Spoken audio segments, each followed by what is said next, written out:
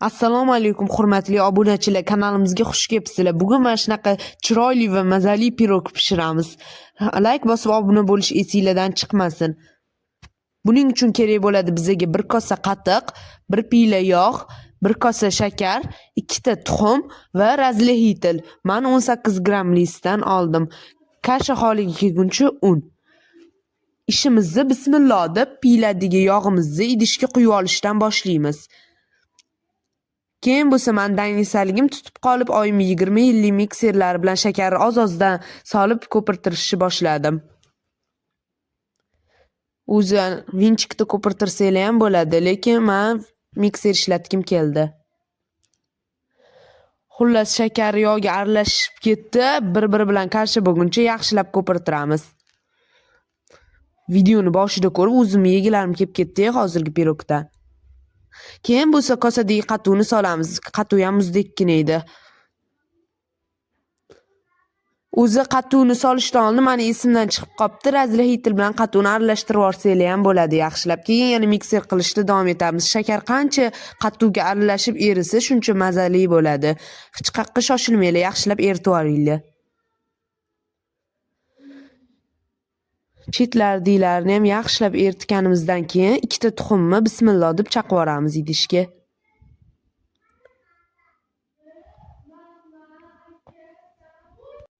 Ikkita tuxumni kashamizga cho'ktirib olgandan keyin yana mikser qilishda davom etamiz. Hammasi yaxshilab aralashish kerak.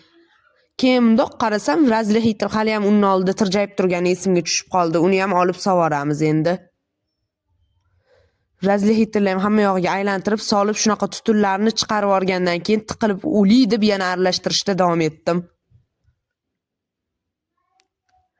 Yaxshilab aralashtirganimizdan keyin shoshilmasdan mikserni qo'yib qo'yamizda, keyin unni elangan unni solishni boshlaymiz.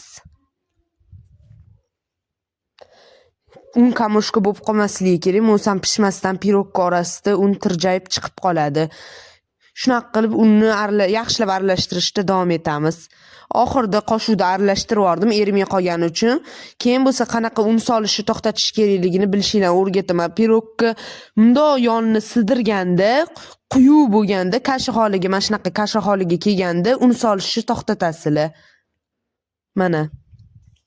Keyin listni yaxshilab yog'laymizda, listimizga xamirimizni solamiz. O'rtasiga solib aylantirsanglar bo'ladi keyin. Xohlovchilar xamirga yong'oq yoki magis solsanglar bo'ladi. Shunaqa qilib pirogga tekis qilib pechga yuboramiz. Yoqimli ishtaha.